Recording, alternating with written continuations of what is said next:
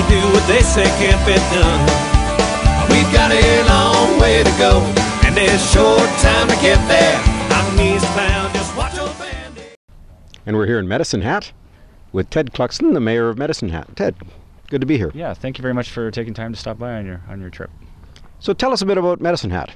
Medicine Hat is a city of 61,083 people, actually, in the east corner of Alberta. We are known as the gas city. That is our strong tradition or heritage.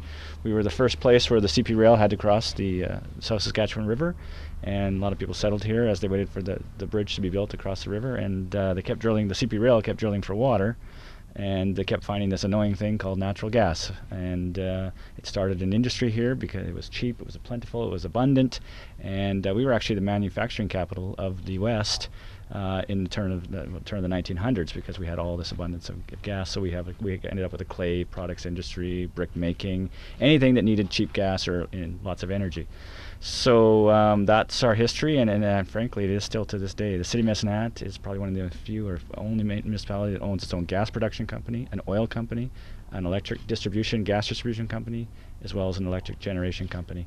And so we use the profits from all those different corporations to subsidize our property taxes here. So that's why we have the lowest property taxes in all of Canada, and have some of the highest per capita recreational services of any community in Canada, and probably the highest because we have these business units. So we like to celebrate our history. We don't turn our back on the gas, and we are proud of it. But then here today we've got something that is totally different from gas production. Outstanding. And we're standing here today in a different version of electrical generation. We'll get to that in a moment.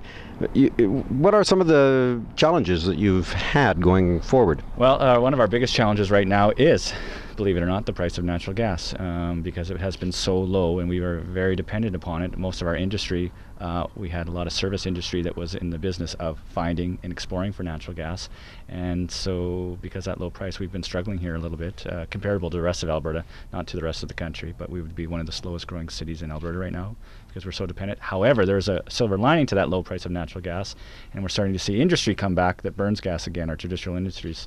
So we've got a tire manufacturing plant, Goodyear.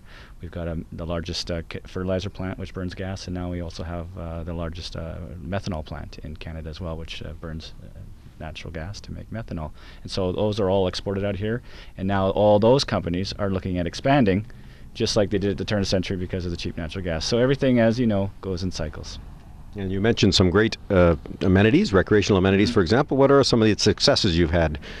So with our dividends from our business units, we are actually have under construction a new event center, and we are able to pay cash for that. We don't venture borrow for those facilities.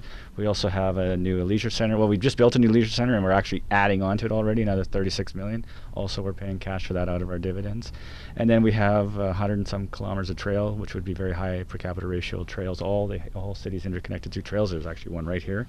And campgrounds that are city-owned. So we've got a lot of recreational facilities, new and old, and some under construction. Now you have a gas-fired electric generating plant just around the corner from here. We passed it on the way through. Yeah. And this supplements that. Right. Can you describe this process? So what happens is our gas generation, we have basically they're just big jet engines, and they're fired on natural gas, and they spin very quickly, and they make electricity that way. And then what happens is we also collect the waste heat that they produce to heat water, to make steam. That also turns a steam generator that makes electricity as well.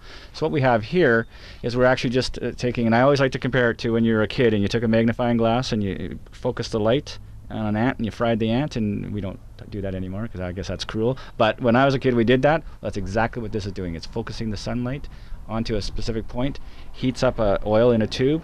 It's a closed loop system. It goes all the way down to our power plant and goes into a heat exchanger, which heats the water, which helps make steam and turns another steam generator, so it makes electricity.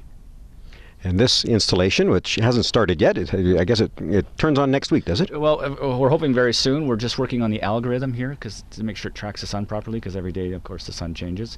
And as well, we're just looking for final approval from the province just on that all the inspections are correct. So we hope to get it up and running anytime soon. Unfortunately, if maybe he would have been here next week, he would have seen it running, but maybe on your way back.